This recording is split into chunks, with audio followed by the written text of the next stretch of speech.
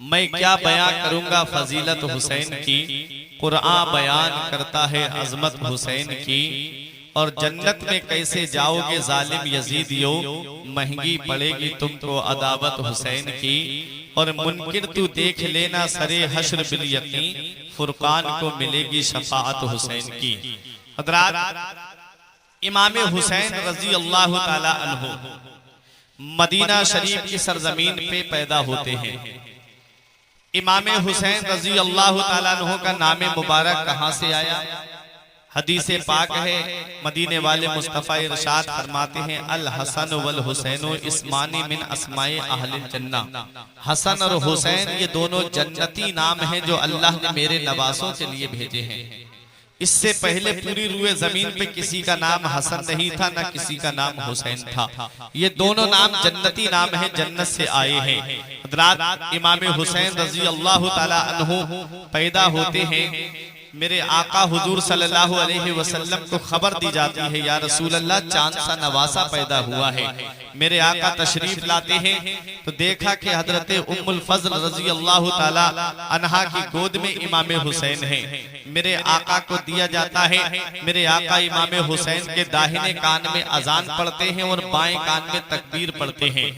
मेरे आका इमाम हुसैन रजी अल्लाह ताला अन्हु अभी पैदा हुए हैं। आका इमाम हुसैन से फरमाते हैं, बेटे हुसैन खूब याद कर लो, ये तेरे नाना मुस्तफा की आवाज है। इमाम हुसैन ने आंखें खोली, निगाह से निगाह मिलती है। अर्ज करते हैं, नाना आप फिक्र ना करें, अगर आवाज आपकी है तो कान भी हुसैन के हैं। लोग मस्जिदों में कुरान की तिलावत करते हैं, लोग मीनारों में कुरान की तिलावत करते हैं, लोग मदरसों में कुरान की तिलावत करते हैं, लोग सफर व हजर में तस्बीह व तहलील पढ़ते हैं।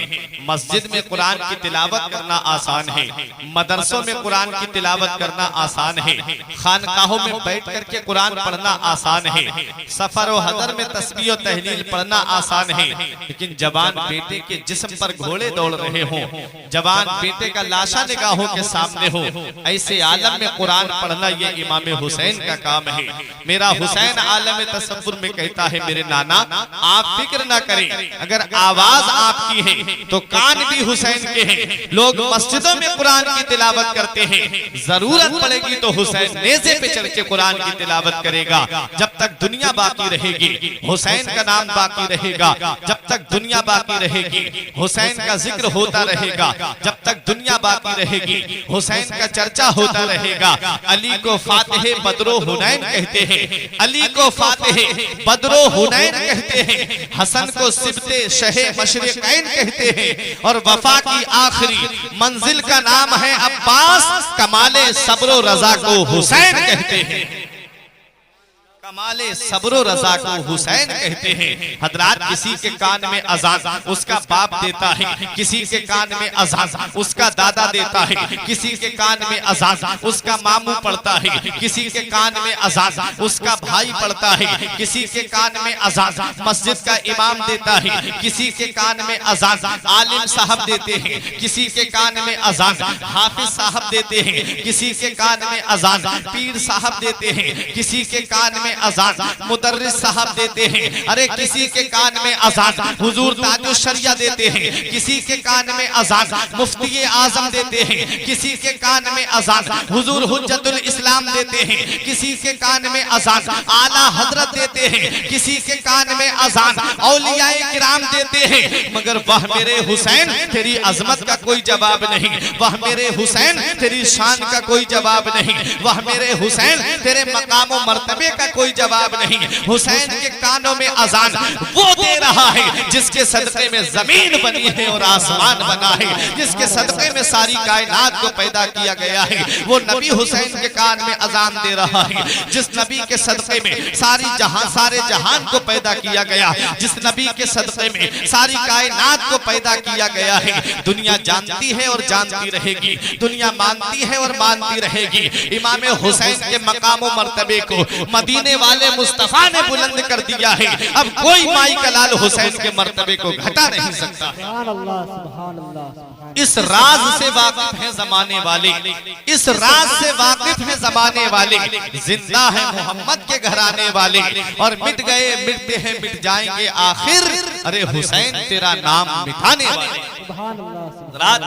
तो ये इमाम हुसैन रजी अल्लाह ताला अन्हु हैं। बचपन की बातें आपने बहुत सुनी होंगी। आओ मैं आपको जवानी की बात सुनाता हूँ।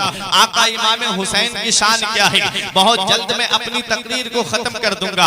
आका हुसैन की जवानी की बात सुनिए। आका हुसैन की अजमत व शान का आलम आप इस वाक़े से लगाइए। इमाम हुसैन की अजमत व शान को आप देखिए। इमाम हुसैन रजी अल्लाह ताला अन्हु को पता चलता है कि हजरत उसामा इब्ने ज़ैद रजी अल्लाह ताला अन्हु, जो हजरत ज़ैद इब्ने हारसा के बेटे हैं, जब वो बीमार पड़ते हैं इमाम हुसैन को खबर दी जाती है आका हुसैन नबी के सहाबी हजरत उसामा इब्ने ज़ैद बीमार हैं, मेरे हुसैन उनकी अयादत को तशरीफ ले जा रहे हैं। हजरात, किसी बीमार को देखने जाना, किसी बीमार की मिजाज कुर्सी करने जाना, ये मदीने वाले मुस्तफा की सुन्नत है। मदीने वाले मुस्तफा इरशाद फरमाते हैं मोमिन पर मोमिन के 5 हक हैं। जब मोमिन सलाम करे, मुसलमान सलाम करे तो दूसरा मुसलमान उसका जवाब दे, ये मुसलमान का हक है। जब उसे छींक आए तो उसका जवाब मुसलमान दे, ये मुसलमान का मुसलमान के ऊपर हक है। और जब वो बीमार हो जाए तो उसको देखने के लिए जाए, ये मुसलमान का मुसलमान के ऊपर हक है। लेकिन आज मेरी कौम कहां से कहां पहुंच गई। सगा भाई बीमार पड़ा है, भाई भाई की खैरियत नहीं ले रहा है, बेटा बाप की खैरियत नहीं ले रहा है। ये मेरे आका इमाम हुसैन है कि हजरत उसामा इब्ने ज़ैद के मिजाज कुर्सी के लिए तशरीफ ले जा रहे हैं। आका इमाम हुसैन रजी अल्लाह ताला अन्हु जब हजरत उसामा इब्ने ज़ैद के पास में पहुंचे तो देखा कि वो रो रहे थे, आंखों से आंसू निकल रहे थे।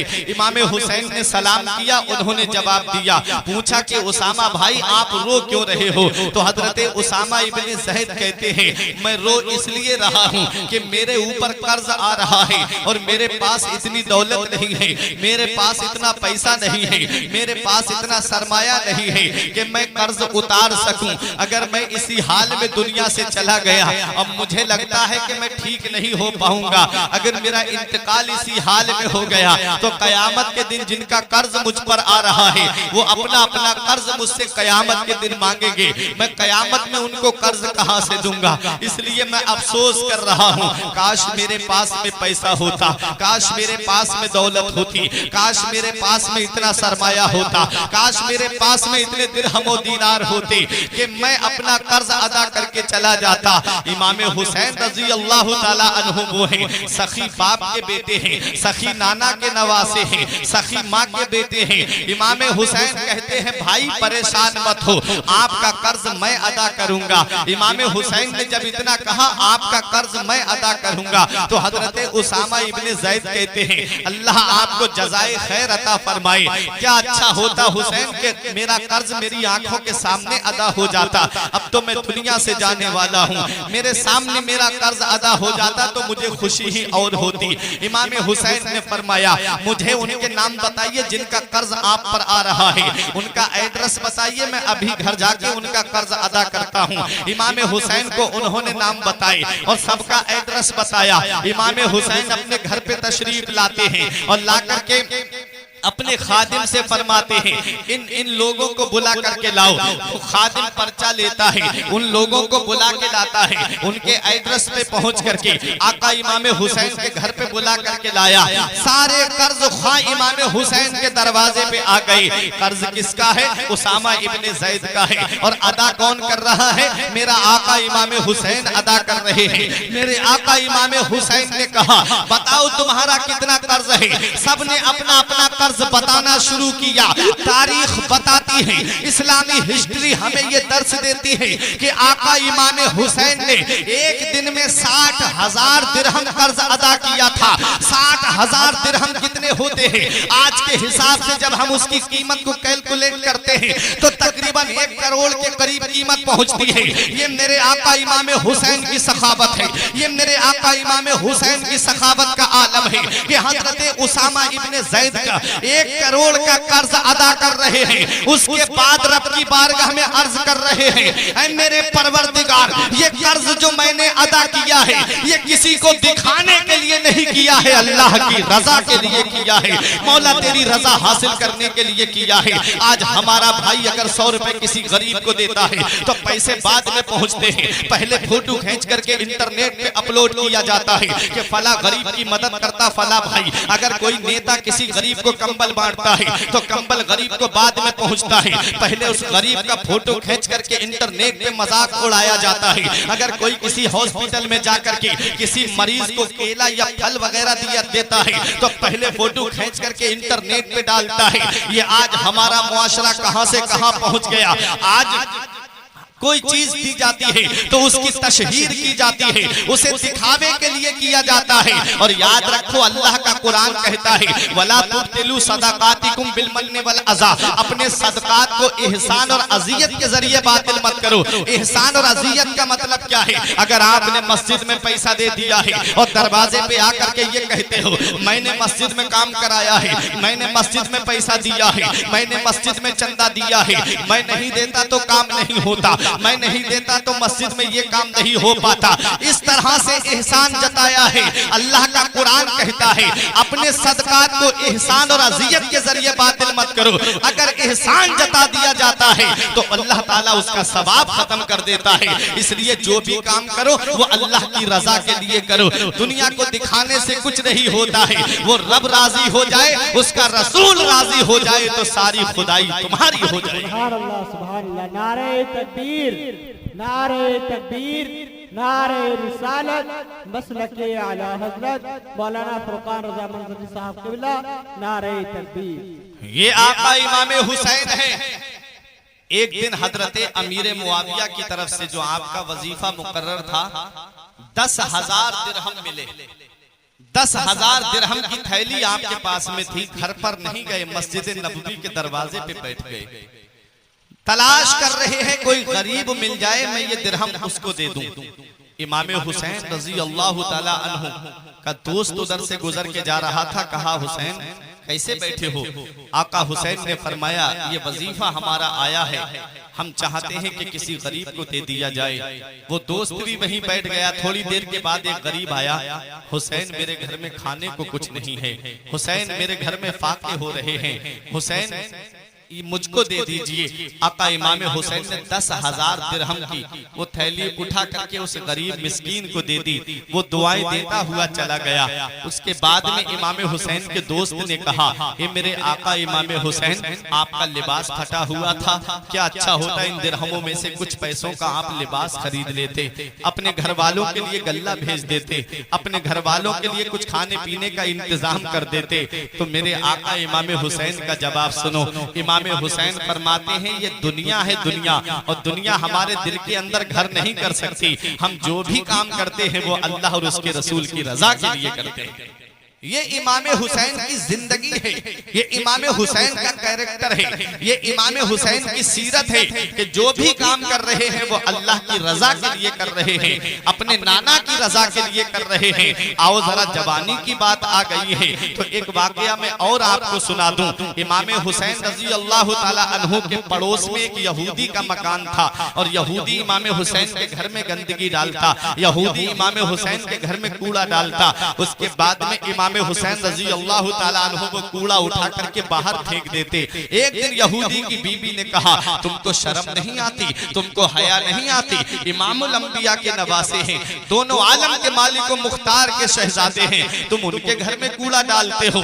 ये बात सुन के यहूदी शर्मिंदा हो गया और इमाम हुसैन के पास आके कहता है हुसैन मुझे माफ कर दो। मेरे आका इमाम हुसैन ने कहा किस लिए? कहा आका मैं आपके घर में कूड़ा डालता था, मेरे आका मैं आपके घर में गंदगी डालता था और आप मुझसे कुछ नहीं कहते थे। तो इमाम हुसैन का जवाब सुनो। इमाम हुसैन फरमाते हैं कि मेरे नाना मुस्तफा ने फरमाया है ला यदखुलुल जन्नता, ला यदखुलुल जन्नता, ला यदखुलुल जन्नता, 3 मर्तबा फरमाया नबी ने। वो शख्स जन्नत में दाखिल नहीं होगा, वो शख्स जन्नत में दाखिल नहीं होगा, वो शख्स जन्नत में दाखिल नहीं होगा। सहाबा ने अर्ज किया आका कौन दाखिल नहीं होगा? नबी इरशाद फरमाते हैं वो शख्स जन्नत में दाखिल नहीं होगा जो अपने पड़ोसी को तकलीफ देता हो, सुभान अल्लाह, सुभान अल्लाह। जो अपने पड़ोसी को सताता होगा वो शख्स जन्नत में दाखिल नहीं होगा। अगर आज हमारे घर में कोई कूड़ा डाल दे तो आज हम उससे लड़ाई झगड़ा कर लेते हैं। अगर आज हमारे घर के दरवाजे पे कोई गंदगी डाल दे तो आज हम उससे लड़ने के लिए तैयार हो जाते हैं। वह मेरे हुसैन तेरे सब्र को सलाम, वह मेरे हुसैन तेरे इस्तिकलाल को सलाम, वह मेरे हुसैन तेरे सब्र व तहम्मुल को सलाम, वह मेरे हुसैन तेरे इस्तेहकाम को सलाम। मेरा हुसैन उस यहूदी से कुछ नहीं कहता है, उस यहूदी ने माफी मांगी, मेरे आका इमाम हुसैन ने उसे माफ कर दिया। इमाम हुसैन से कहता है, ऐ मेरे आका इमाम हुसैन, अगर कोई किसी के घर में गंदगी डालता है तो वो उसको मारता है, आपने मुझसे कुछ नहीं कहा, तो मेरे हुसैन का जवाब सुनो। इमाम हुसैन फरमाते हैं, मेरे नाना मुस्तफा ने फरमाया है, जो अपने पड़ोसी की तकलीफ पे सब्र करता है अल्लाह ताला उसे जन्नत अता फरमाएगा। मैं इसलिए सब्र कर रहा था। यहूदी कदमों पे गिर के कहता है, ए मेरे आका इमाम हुसैन, आप गवाह हो जाइए, आज से मैं आपके नाना का कलमा पढ़ रहा हूँ। जिसके नाना की तालीम इतनी अच्छी है उसके नाना का मजहब कितना अच्छा होगा। ये मेरे आका इमाम हुसैन है, जब तक सर जिस्म से लगा हुआ है तब भी इस्लाम की खिदमत कर रहे हैं, और जब सर तन से जुदा हो गया तब भी इस्लाम की खिदमत कर रहे हैं। सुभान अल्लाह, सुभान अल्लाह। रात तो ये इमाम हुसैन रजी अल्लाह ताला अन्हु हैं। उम्र शरीफ बढ़ती रही, उम्र शरीफ आगे बढ़ती रही, और जब आपकी उम्र शरीफ 56 साल के करीब हो जाती है तब मेरे आका इमाम हुसैन रजी अल्लाह ताला अन्हु को, आप मदीने शरीफ में थे, अचानक से बुलाया जाता है। आधी रात गुजर चुकी थी।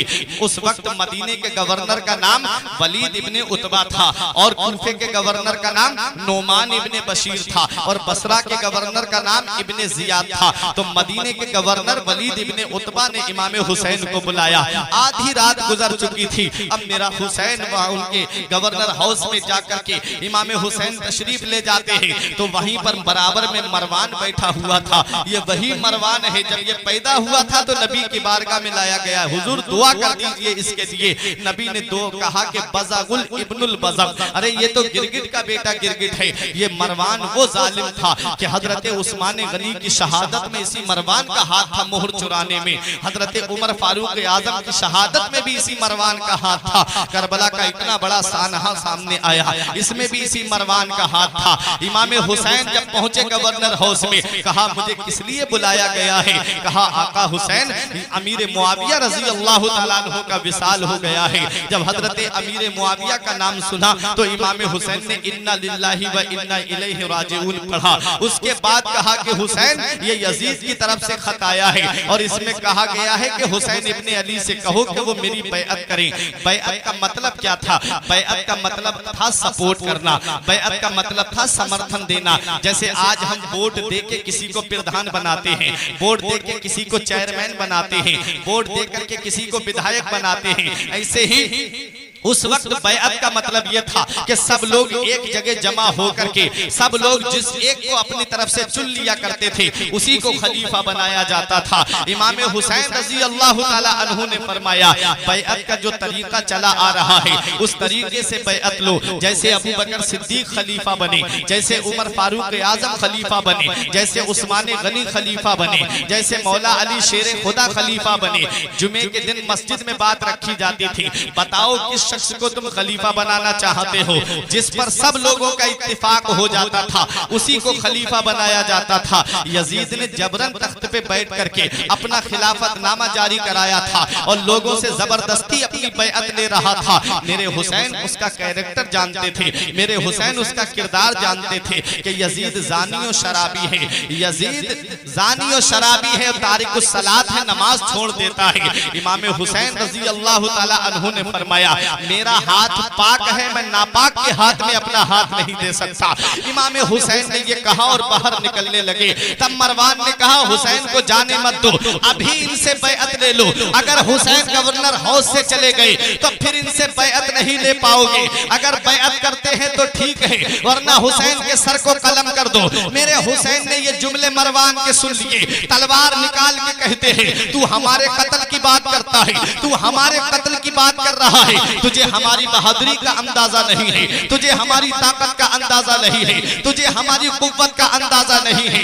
ये कहा मेरे हुसैन ने और गवर्नर हाउस से बाहर निकले और आकर के अपने घर वालों को जमा करते हैं। अब मेरे हुसैन ने सोचा मैंने यजीद की बैअत नहीं की है, यजीद मेरे खिलाफ लश्कर भेजेगा, मैंने यजीद की बैअत नहीं की है, यजीद मेरे ताल्लुक से फौज भेजेगा। कहीं ऐसा ना हो नाना के मुकद्दस मदीने में खून की नदियां बह जाएं, कहीं ऐसा ना हो कि नाना के मुकद्दस मदीने में खून बहने लगे। अब मेरे हुसैन ने मदीना छोड़ने का इरादा कर लिया। जब मेरे हुसैन मदीना शरीफ से बाहर निकलते हैं, उससे पहले हुसैन ने 2 रातें नाना मुस्तफा के रोजे पे आकर के गुजारी थी। एक रात पूरी रात रब की बारगाह में मुनाजात करते रहे, दुआएं करते रहे, और दूसरी रात जाकर के इमाम हुसैन नाना मुस्तफा के रोजे पे फूट फूट करके रोए तो इमाम हुसैन की आंख लग गई। नाना मुस्तफा ने अपनी आगोश में ले लिया अपने नवासे को, हुसैन की पेशानी को बोसा देते हैं नबी, इरशाद फरमाते हैं बेटे हुसैन हर मकाम पे सब्र से काम लेना, हर मकाम पे साबिर और शाकिर रहना।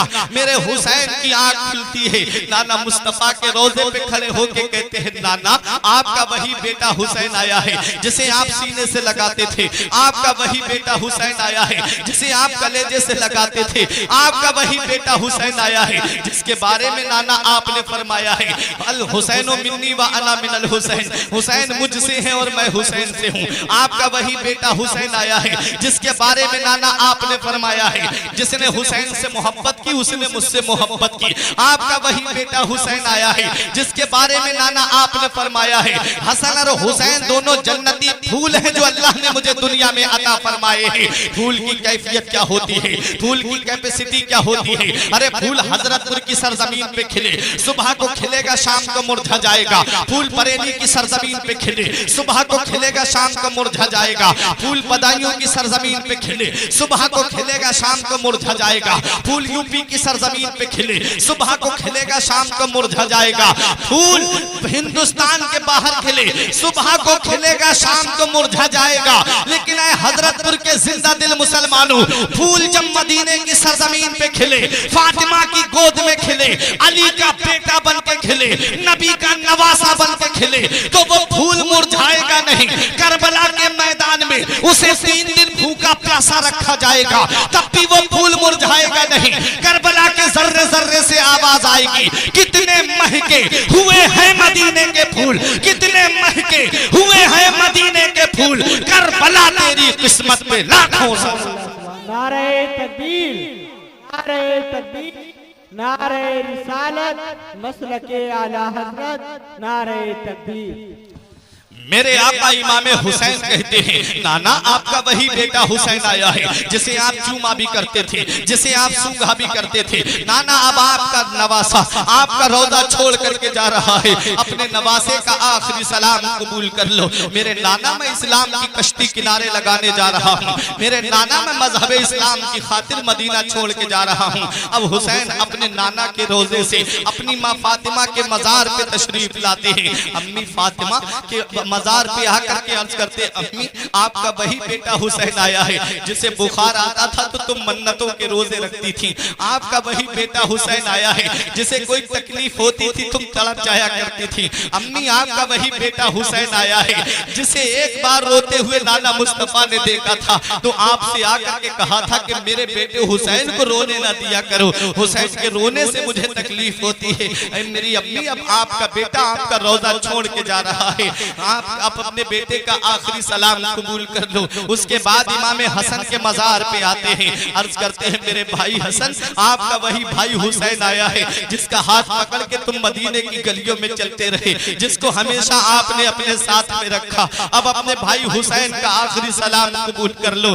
मेरे हुसैन अपने नाना के रोजे से, माँ के रोजे से, भाई के रोजे से अब मेरे हुसैन अपने घर पे तशरीफ लाते हैं, अपना छोटा सा काफिला तैयार करते हैं, सामान सामान सफर तैयार करते हैं और मदीने शरीफ के बाहर निकलते हैं तो मुड़ मुड़ के नाना के रोजे की तरफ देख रहे थे, मुड़ मुड़ के गुंबदे खजरा की तरफ देख रहे थे। आओ जरा सोचो तो सही प्यारे मुसलमानों, आपके हजरतपुर की सरजमीन पे कुछ ऐसे लोग भी होंगे जिन्होंने हज किया होगा या उम्रा किया होगा। ये उलमाए किराम जानते हैं, इन्होंने किताबों में पढ़ा है। हाजी जब हज करने के लिए जाता है, उम्रा करने वाला जब उम्रा करने के लिए जाता है, जब वो मक्के शरीफ में होता है तो उसे घर की भी याद आती है, प्रॉपर्टी की भी याद आती है, जमीन जायदाद की भी याद आती है। और जब वो नबी के रोजे पे पहुंचता है और जब सुनहरी जालियों का दीदार करता है तो सुनहरी जालियों को देख करके फौरन दिल में वो तड़प पैदा हो जाती है जो पूरी जिंदगी घर पे बैठ करके दुआएं करता रहा कि दिखा दे या इलाही वो मदीना कैसी बस्ती है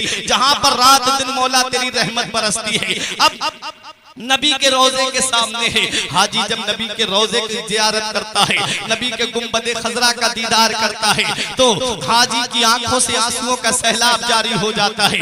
इस वक्त जो वहां की हुकूमत है वो 8 दिन मदीने में हाजी को रहने देती है, 8 दिन से ज्यादा मदीने में ठहरने की इजाजत रही है। जब 8 दिन पूरे होते हैं तो उसके कानों में एक आवाज आती है, फला तारीख में जो हाजी आए थे, फला नंबर की बस से जो हाजी आए थे, अब उनका वक्त मुकम्मल हो चुका है मदीने शरीफ में रहने का, अब मदीना छोड़ने का वक्त आ गया है। अब वो अपना अपना सामान सफर तैयार करें और मक्के के लिए रवाना हो जाएं। फला नंबर की बस फला जगह खड़ी है, जाकर के उसमें अपना अपना सामान सफर रखें। जब हाजी के कानों में ये आवाज पहुंचती है, नबी के रोजे पे अलविदाई सलाम करने के लिए आता है और जब नबी के रोजे के सामने खड़ा होता है तो रब की बारगाह में यही दुआ करता है, मेरे मौला इस दयार में आने के लिए पूरी जिंदगी दुआएं करता रहा, इस रोजे पे पहुंचने के लिए पूरी जिंदगी दुआएं मांगता रहा।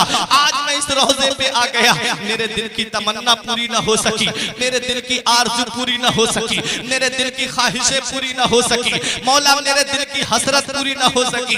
ऐ मेरे परवरदिगार, आज मैं तेरी बारगाह में ये दुआ करके जा रहा हूँ तेरे महबूब के वसीले से, अगर तू मुझे दौलत दे, अगर तू मुझे पैसा दे, अगर तू मुझे सरमाया दे और मेरी जिंदगी हो तो एक बार अपने महबूब का रोजा और दिखा देना, एक बार इस दयार में और पहुंचा देना। ये कह के हाजी वापस होता है, आंखों में आंसुओं का सैलाब जारी है।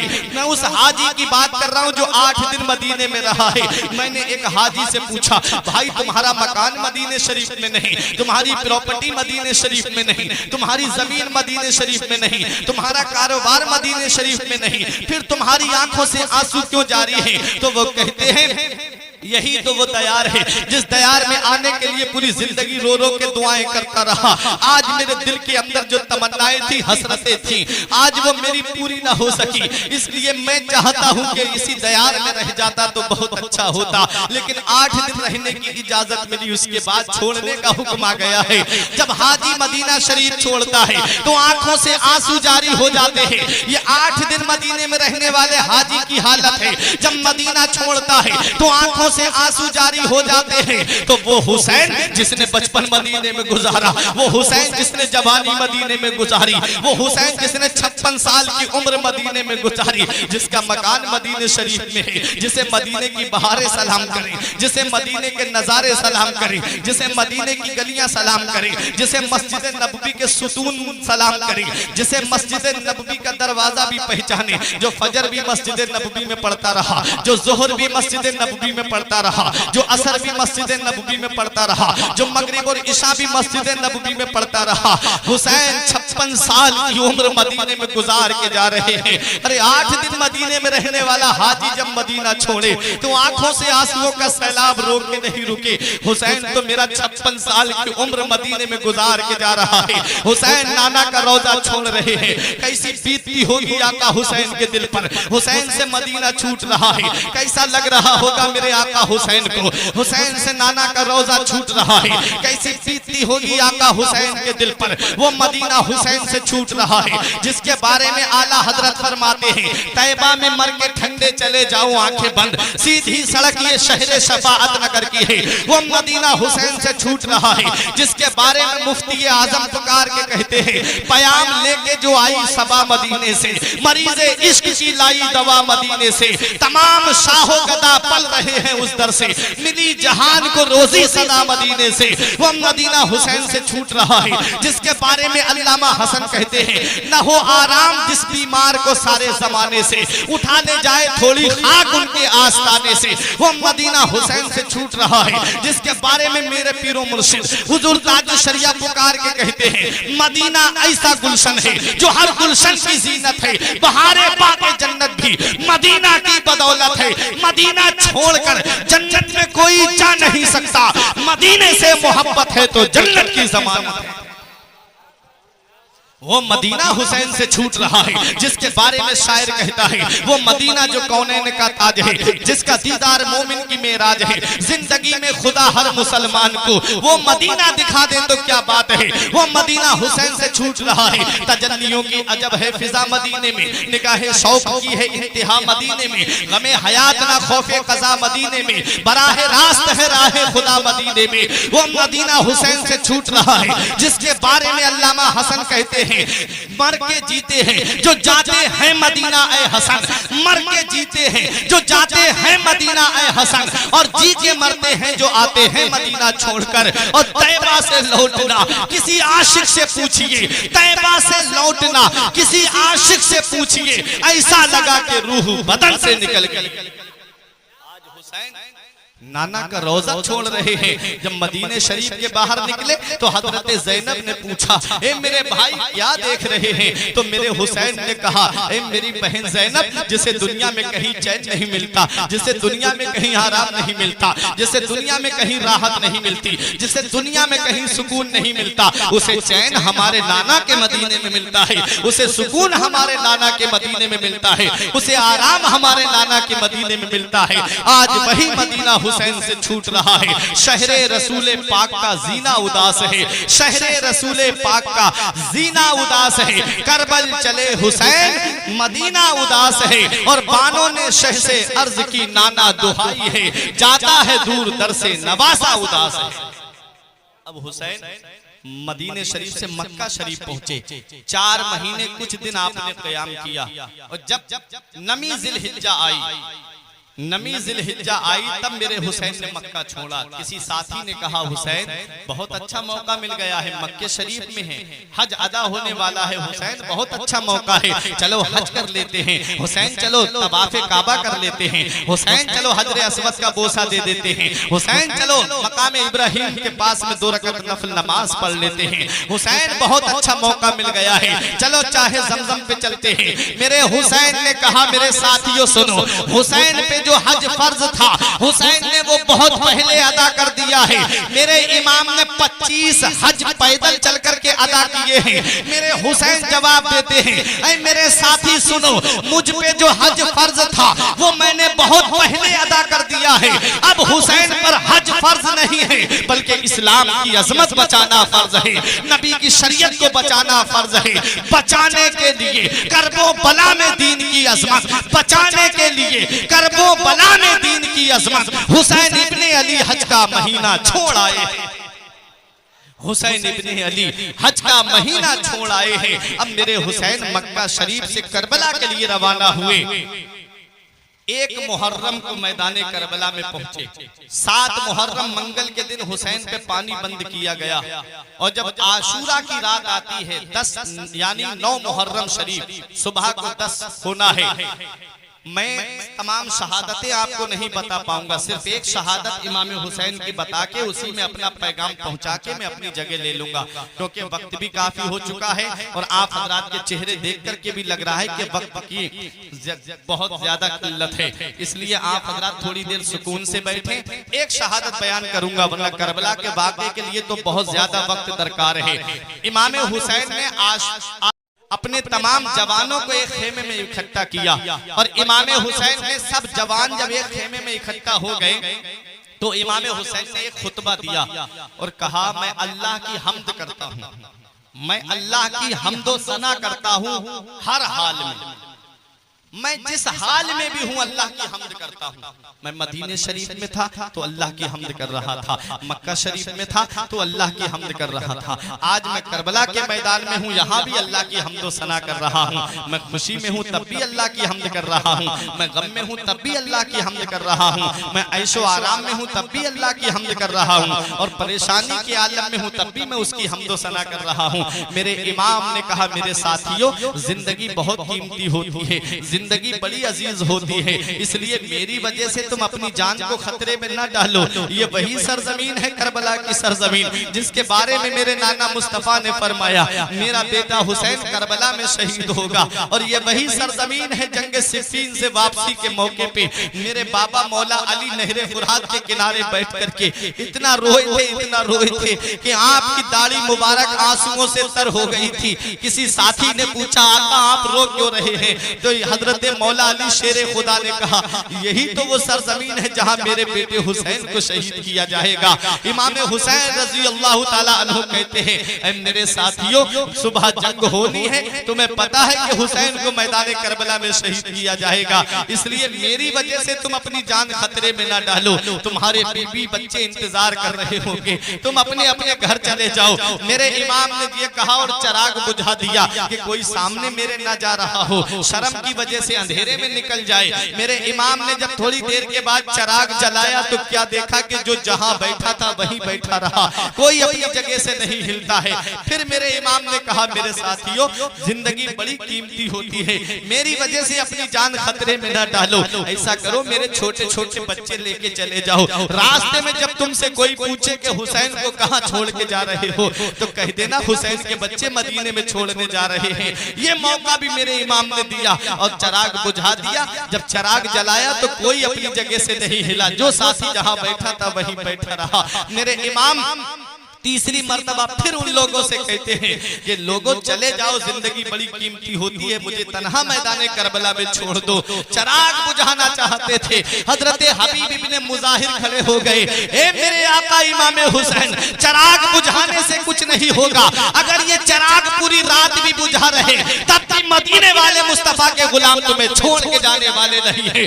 इमाम हुसैन के 4 सौतेले भाई मैदान करबला में थे, हजरत अब्बास अलंबरदार और हजरत अब्दुल्ला, हजरत उमर और हजरत अबू बकर, चारों भाई इमाम हुसैन के सामने खड़े हो गए।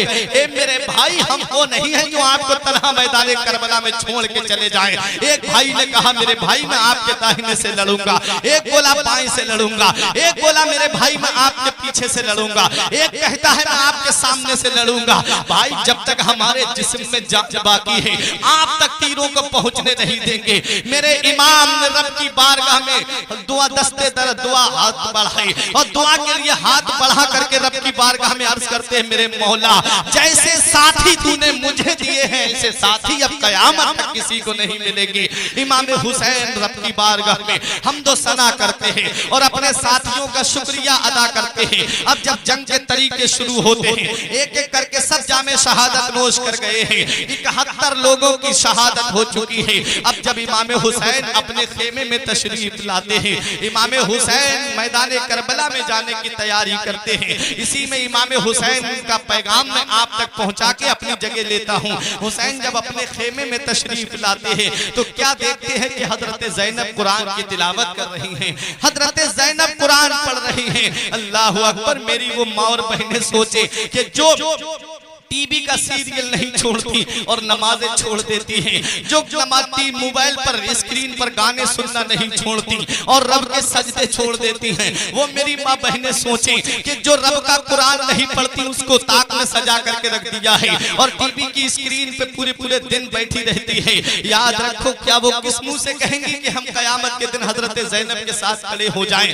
हजरत ज़ैनब तो परेशानी के आलम में है तब कुरान पढ़ रही हैं, आराम के आलम में है तब कुरान पढ़ रही हैं। जवान भाई का लाशा निगाहों के सामने है, उस हाल में भी हजरत ज़ैनब कुरान पढ़ रही हैं। अली अकबर का जिस्म निगाहों के सामने है, इस हाल में भी हजरत ज़ैनब कुरान पढ़ रही हैं। हजरत कासिम की जवानी लुट चुकी है, इस हाल में भी हजरत ज़ैनब कुरान की तिलावत कर रही हैं। इमाम हुसैन अपने खेमे में तशरीफ ला के फरमाते हैं, ऐ मेरी बहन ज़ैनब, अब तेरा भाई मैदान करबला में जा रहा है, अब अपने भाई को इजाजत दे दो। हजरत इमाम हुसैन हुसैन ने जब इतना कहा, हजरत ज़ैनब ने एक सर्द आह ली, उसके बाद कुरान की तिलावत को रोका, आंखों से आंसू पोंछते हुए कहा, भाई आप मैदान करबला में जा रहे हैं? फरमाया, हाँ मेरी बहन ज़ैनब मैं मैदान करबला में जा रहा हूँ। इमाम हुसैन की बहन ज़ैनब उठी और एक गठरी उठा करके लाती हैं, उसके अंदर से नाना मुस्तफ़ा का अमामा शरीफ निकालती हैं, उसके बाद इमाम हुसैन के सर पे सजाती हैं, कहती हैं, भाई आप शहादत के दूल्हा बनने जा रहे हैं, आपको दूल्हा मैं अपने हाथ से बनाऊंगी। नाना मुस्तफ़ा का अमामा शरीफ सर पे बांधती हैं। उसके बाद में एक पुरानी चादर निकाली जिसमें 16 या 17 पेबंद लगे हुए थे। इमाम हुसैन से कहा, भाई इस चादर को पहचानते हो? इमाम हुसैन ने सर हिला के कहा, हाँ मेरी बहन मैं इस चादर को पहचानता हूँ, ये चादर मेरी माँ फातिमा की है। हजरत ज़ैनब ने कहा, भाई जब अम्मी का विसाल होने वाला था तो अम्मी ने मुझे बुलाया पास में और कहा, बेटी तू मैदान करबला में अपने भाई हुसैन के साथ जाएगी। ऐ मेरी बेटी, जब तू मैदान करबला में अपने भाई के साथ हो और तेरा भाई जब शहादत का दूल्हा बनने जा रहा हो तो अपने भाई की कमर में मेरी इस चादर का पटका बांधना। इमाम हुसैन की कमर में हजरत ज़ैनब ने चादर का पटका बांधा, अली की जुल्फ़िकार हाथ में दी।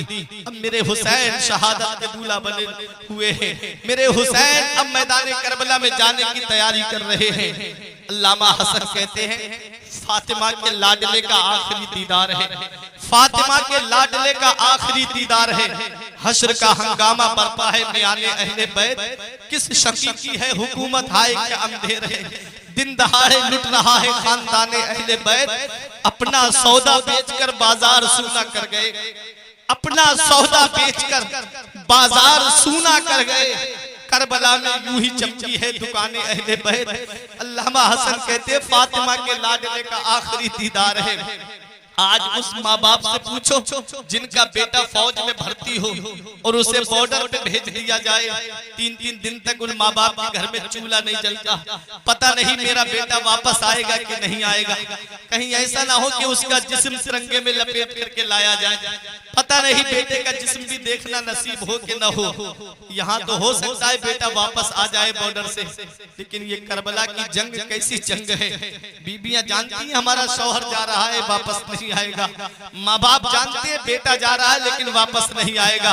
ऐसे आलम में सब्र करके रब की बारगाह में ये अर्ज करना, परवरदिगार जो तेरी रजा है वो हुसैन की रजा है, जो तेरी रजा है वो हुसैन के घर वालों की रजा है। मौला जिस हाल में तू राजी है उसमें हुसैन राजी है, हुसैन के घर वाले राजी हैं। इमाम हुसैन अपनी बहन ज़ैनब को देख करके फरमाते, ऐ मेरी प्यारी बहन ज़ैनब, तूने मदीने से लेके मक्के तक, मक्के से लेके करबला के रेगिस्तान तक अपने भाई हुसैन का साथ दिया, तूने करबला का खूनी मंजर देखा है, हर मकाम पे साबिरा और शाकिरा रही है।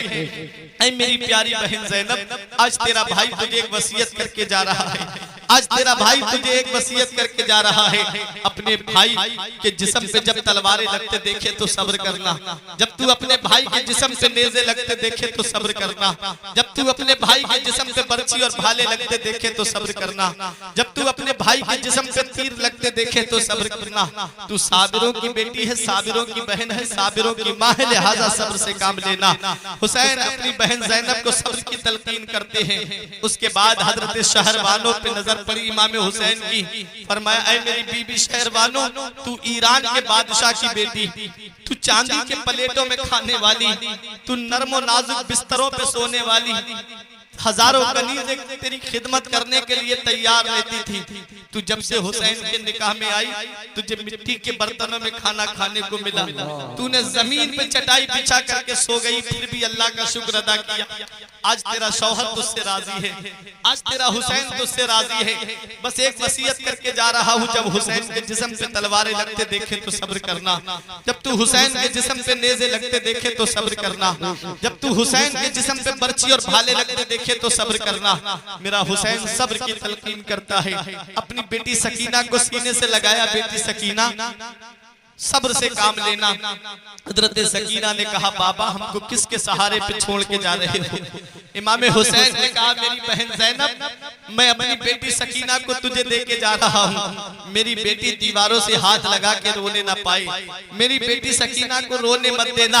और मेरी बहन ज़ैनब, हुसैन का इम्तिहान करबला में पूरा हो रहा है, हुसैन का इम्तिहान करबला में मुकम्मल हो रहा है, यहाँ से तेरा इम्तिहान शुरू हो रहा है। मेरी बहन हर मकाम पे सब्र से काम लेना, हर मकाम पे साबिरा और शाकिरा रहना।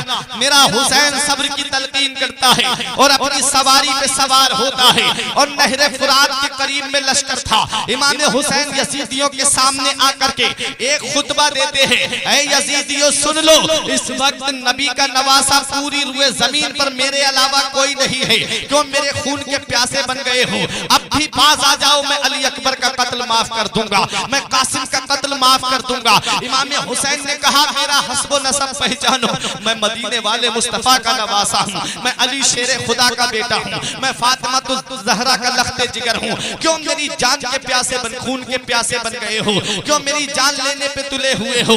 शिमर ने कहा हुसैन हस्ब नसब की बातें मत करो, दो बातों में फैसला करो, या यजीद की बैअत करो या जंग करने के लिए तैयार हो जाओ। मेरा हुसैन फरमाता है अगर यजीद की बैअत करना होती तो मदीने जैसी सरजमीन को छोड़ के नहीं आता, अगर यजीद की बैअत करना होती तो मक्के जैसी अमन वाली सरजमीन को छोड़ के नहीं आता। हुसैन यजीद की बैअत नहीं करेगा। हुसैन ने यजीद की बैअत क्यों नहीं की? आज हजरतपुर वालों अपने अपने आमाल का मुहासिबा करो। आज हम सिर्फ जुबान से कहते हैं कि हम हुसैनी हैं, आज हम सिर्फ इमाम हुसैन के नाम का नारा लगाते हैं। आज हमारा किरदार देखा जाए, आज हमारा कैरेक्टर देखा जाए, आज अगर हमारी सीरत को झांक करके देखा जाए तो आज हमारे अंदर यजीद का किरदार नजर आएगा। यजीद का किरदार क्या था? हाफिज इब्ने कसीर फरमाते हैं अल बिदाया वन निहाया के अंदर, इन्ना यजीदा कद इश्तहरा बिल मआजिफ, यजीद रागबाजों का रसिया था। यजीद रागबाजों का रसिया था। रागबाजे क्या थे? यजीद रक्कासा का डांस देखा करता था, जिसको आज के दौर में हम पलट के यूं कहें जैसे आज हम डांस पार्टियां अपने बच्चों की शादियों में बुला करके मंगवाते हैं और उनका नाच देखते हैं, ऐसे ही यजीद रक्कासा का डांस देखा करता था। उस दौर में संगीत का दौर नहीं था बल्कि दफ का दौर था, दफ बजाई जाती थी। और सुनो यजीद शराब पीता था। फरमाते हैं हाफिज इब्ने कसीर के वो ऐसी कोई सुबह नहीं होती थी जब वो सो के उठता था तो शराब में मस्त ना हो। और वो बंदरों का नाच देखा करता था, बंदरों के सरों पे सोने की टोपियां रखता था, कोई बंदर मर जाता तो उसका गम मनाता था। ये यजीद का किरदार था। अब मुझे बताओ, यजीद रागबाजों का रसिया था। ऐसा कौन सा घर है जिस घर के अंदर आज गाने नहीं बज रहे हैं? आज ऐसा कौन सा मेरा भाई है इल्ला माशाअल्लाह जिन्हें अल्लाह ने तौफीक दी है जो गाने नहीं सुनते हैं? वरना अगर किसी के 5 बेटे हैं और पांचों बेटों के पास में अगर आज एंड्रॉइड फोन है तो हर बेटे की लीड कानों में लगी हुई है ईयरफोन, और अलग अलग बिस्तर पे लेट करके गाने सुने जा रहे हैं। अलग अलग घर में बड़ी बड़ी टीवियां चल रही हैं, उन पे बैठ करके पूरा पूरा घर फिल्में देख रहा है। आज मुझे बताओ प्यारे मुसलमानों, हाथ में शराब की बोतल है और नारा इमाम हुसैन का लगाया जा रहा है। शराब हुसैन ने पी थी कि यजीद ने पी थी? दुनिया का हर इंसान कह देगा कि शराब यजीद पीता था। हुसैन शराब के करीब भी नहीं गए। हुसैन तो शराबी के हाथ में अपना हाथ तक नहीं दे रहे हैं। ये मेरे आका इमाम हुसैन है। इमाम हुसैन शराबी से बयात नहीं कर रहे हैं। तो जरा सोचो तो सही, जो शराब पिए और शराब पी करके अपने घर में आए और गालियां गलौज करे, मुझे बताओ कि हुसैन क़यामत में उसकी शफाअत कर सकते हैं? हरगिज़ नहीं। आका हुसैन उसके लिए खड़े होंगे। हुसैन से मोहब्बत का दावा तभी होगा जब हम हुसैन का किरदार अपनाएंगे। हुसैन से सच्ची अकीदत का दावा तभी होगा जब हम हुसैन के बताए रास्ते पे चलेंगे। इसलिए ऐ हजरतपुर के जिंदा दिल मुसलमानों, सिर्फ नारा लगाने से काम नहीं चलेगा। हुसैन का किरदार अपनाना पड़ेगा, हुसैन की सीरत अपनाना पड़ेगी, हुसैन का अखलाक अपनाना पड़ेगा। हुसैन का अखलाक करबला में क्या था? इमाम हुसैन का अखलाक करबला में ये था, यक़राउल कुरान यस्माउल कुरान व युहिब्बुल कुरान, के हुसैन कुरान पढ़ते भी थे, हुसैन कुरान सुनते भी थे और हुसैन कुरान की तिलावत को पसंद भी करते थे। तो आज हम हुसैनी तभी होंगे जब हम कुरान की तिलावत करेंगे। नारे रिसालत मसलके आला हजरत, जिक्र शोदाए करबो बला, हजरत अल्लामा मुफ्ती फुरकान रजा मंजरी, नारे तकबीर, नारे रिसालत। ये इमाम हुसैन का किरदार है। हम कुरान पढ़ें, नमाज की पाबंदी करें, मदीने वाले मुस्तफा की शरीयत पे अमल करें। याद रखो, जब तक हम नबी की शरीयत पे अमल करते रहे, किसी ताकत ने हमको नहीं झुकाया। और जब से हमने नबी की शरीयत पे अमल करना छोड़ दिया, तादाद से कुछ नहीं होता है, नबी की शरीयत पे अमल करने से होता है। मैदान बद्र में मुसलमानों की तादाद देखो, 313 थी, हजारों कुफ्फार को धूल चटा दी थी। मैदान उहुद में 1000 के करीब सहाबाए किराम थे, 10,000 कुफ्फार को धूल चटा दी थी। और सबसे कम तादाद में करबला के मैदान में जानिसार थे। 72 जानिसारों ने 22,000 यजीदियों का नामो निशान मिटा दिया। आज भी 22,000 यजीदियों का नामो निशान आपको नहीं मिलेगा। और 72 हुसैनियों के मजार पे आज भी हुसैन का परचम लहरा रहा है। और पूरी दुनिया को ये पैगाम दे रहा है, जिंदा हो जाते हैं जो मरते हैं हक के नाम पर, जिंदा हो जाते हैं जो मरते हैं हक के नाम पर। अल्लाह अल्लाह मौत को किसने मसीहा कर दिया। जिंदाबाद जिंदाबाद। आज इमाम हुसैन है, मैदान करबला है। हुसैन मैदान करबला में खड़े हैं। हुसैन ने कहा अगर यजीद की बैअत करना होती, हुसैन मदीने जैसी सरजमीन को छोड़ के नहीं आता, हुसैन मक्के जैसी सरजमीन को छोड़ के नहीं आता। हुसैन यजीदियों से कहते हैं, यजीदियों आओ मेरे मुकाबले में भेजो, जिस पहलवान पे नाश करके आए हो, जिस पहलवान पे भरोसा करके आए हो, जिसे सबसे बड़ा पहलवान मेरे मुकाबले के लिए लेकर आए हो, भेजो उसे हुसैन के मुकाबले में। यजीदी समझ रहे थे हुसैन सुबह से लाशें उठा उठा के थक गए हैं, हुसैन में इतनी ताकत नहीं, हुसैन में इतनी कुव्वत नहीं, हुसैन में इतना पावर नहीं, हुसैन में इतनी सकत नहीं कि हुसैन 22,000 यजीदियों का मुकाबला कर सके। उन्हें क्या पता कि शेर का बेटा भी शेर होता है। जिसके बाप ने मुराहब यहूदी की गर्दन को काटा, जिसके बाप ने अमर इब्ने बुत को पछाड़ा, जिसके बाप ने खैबर के गेट को उखाड़ा, उसी शेर खुदा का शेर मैदान करबला में खड़ा है। कोई मुकाबले में नहीं आया इमाम हुसैन के। सब एक दूसरे को इशारा करें, तू जा हुसैन के मुकाबले में, वो कहे तू जा हुसैन के मुकाबले में।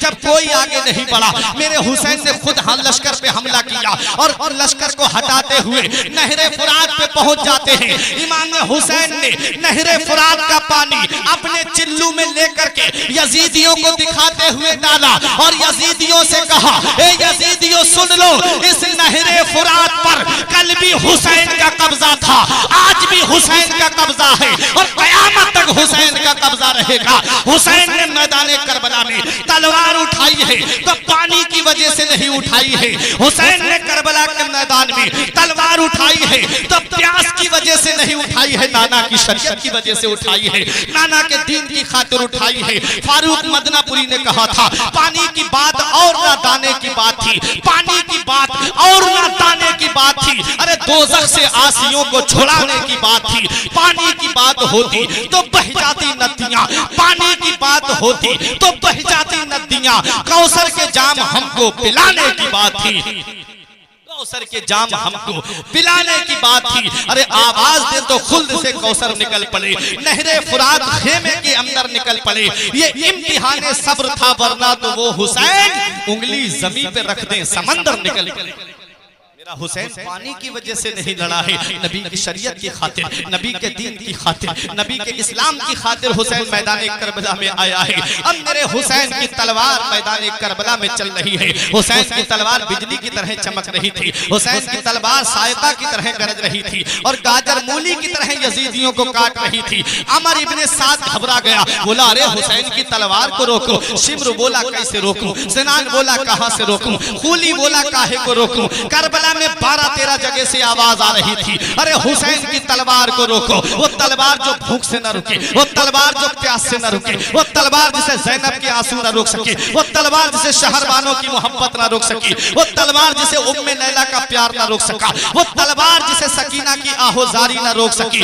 एक वक्त ऐसा आया, एक घड़ी ऐसी आई, एक टाइम ऐसा आया, वही हुसैन की तलवार चलते चलते रुक जाती है। पानी की वजह से नहीं रुकी है, ज़ैनब के आंसू देख के नहीं रुकी रुकी है, शहर वालों की मोहब्बत की वजह से नहीं रुकी है। हुसैन की तलवार रुकी है तो 2 रकअत नमाज के लिए रुकी है।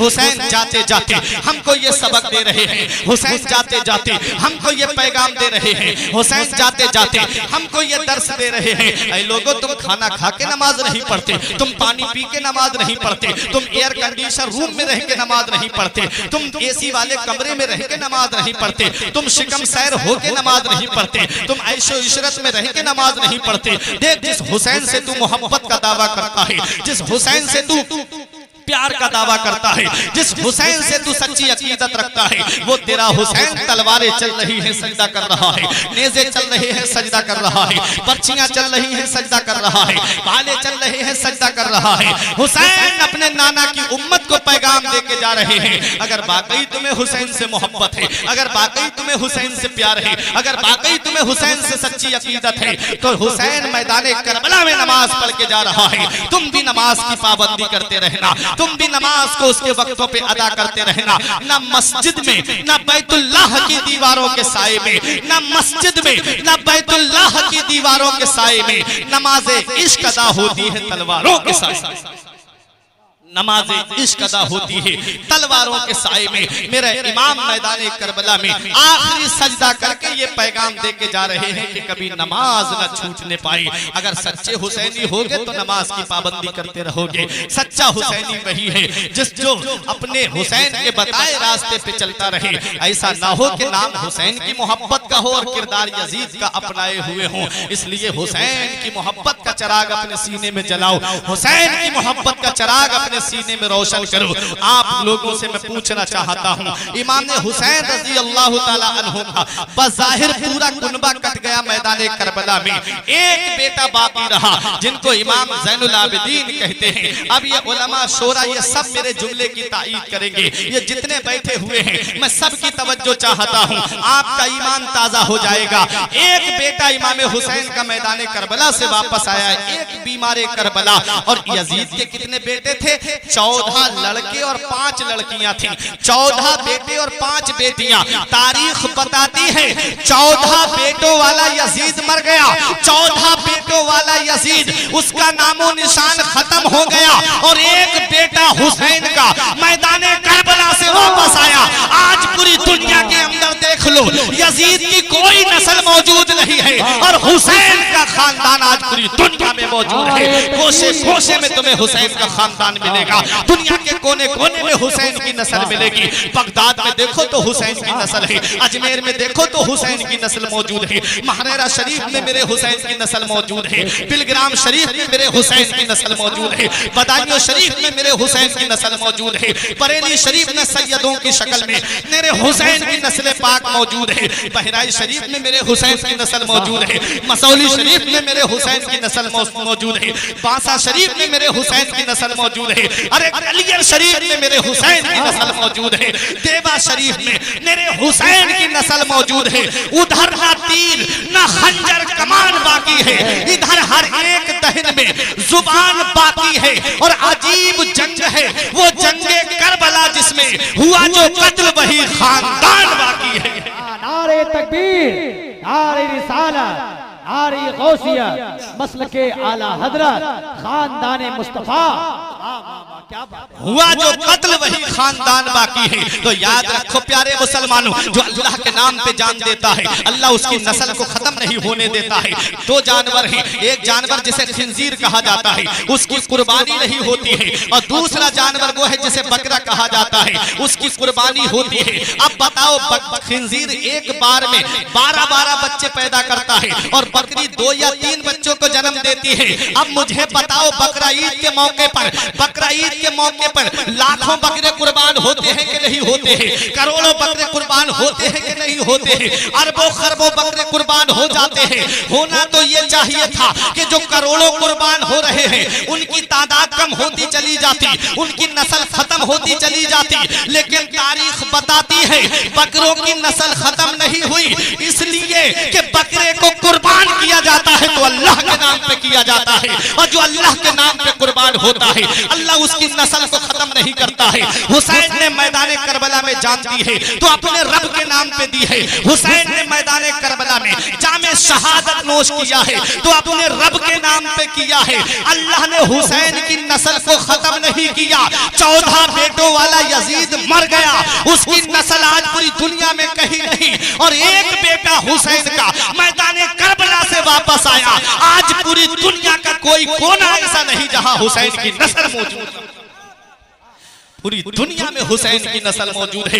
हुसैन कल भी जिंदा थे, हुसैन आज भी जिंदा है, हुसैन क़यामत तक जिंदा रहेंगे। अब जरा हाथ उठा के बताओ हुसैन जिंदा है कि नहीं है? हुसैन जिंदा है। बहारों ने कहा हुसैन जिंदा, नजारों ने कहा हुसैन जिंदा, अशजार ने कहा हुसैन जिंदा, अहजार ने कहा हुसैन जिंदा, मस्जिदों ने कहा हुसैन जिंदा, मदरसों ने कहा हुसैन जिंदा, खानकाहों ने कहा हुसैन जिंदा, आलिमों ने कहा हुसैन जिंदा, हाफिजों ने कहा हुसैन जिंदा, मस्जिद नबवी के मीनारों ने कहा हुसैन जिंदा, और मदीने की बहारों ने कहा हुसैन जिंदा, रियाजुल जन्ना ने कहा हुसैन जिंदा, सुतूने हन्नाना ने कहा हुसैन जिंदा, मस्जिद नबवी के अंदर बाबे सिद्दीक ने कहा हुसैन जिंदा, बाबे बिलाल ने कहा हुसैन जिंदा, बाबे उमर ने कहा हुसैन जिंदा, बाबे अली ने कहा हुसैन जिंदा, बाबे सिद्दीक ने कहा हुसैन जिंदा। हुसैन मदीने शरीफ से करबला पहुंचे, खाने काबा ने कहा हुसैन जिंदा, हजरत असवद ने कहा हुसैन जिंदा, मुल्तजम ने कहा हुसैन जिंदा, मिजाब रहमत ने कहा हुसैन जिंदा, रुकने यमानी ने कहा हुसैन जिंदा,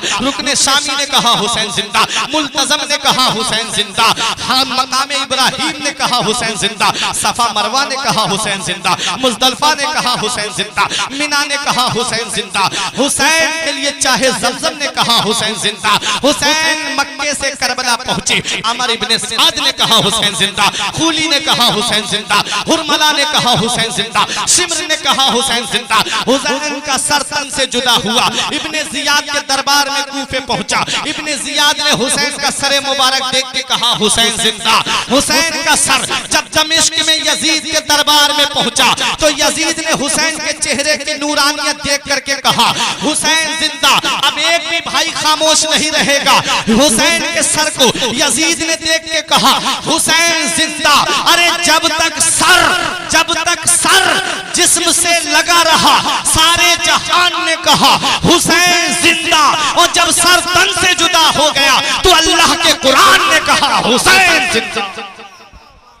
वला तक़ूलू लिमन युक़तलू फी सबीलिल्लाहि अमवात बल अहया, जो अल्लाह की राह में कत्ल किए जाएं उन्हें मुर्दा ना कहो बल्कि वो जिंदा हैं। हुसैन जिंदा हैं। दस्तूर जिंदगी की तरह शहीद मरता नहीं, आम आदमी की तरह यजीद डूब गया शाम के अंधेरों में, हुसैन फैले हैं दुनिया में रोशनी की तरह।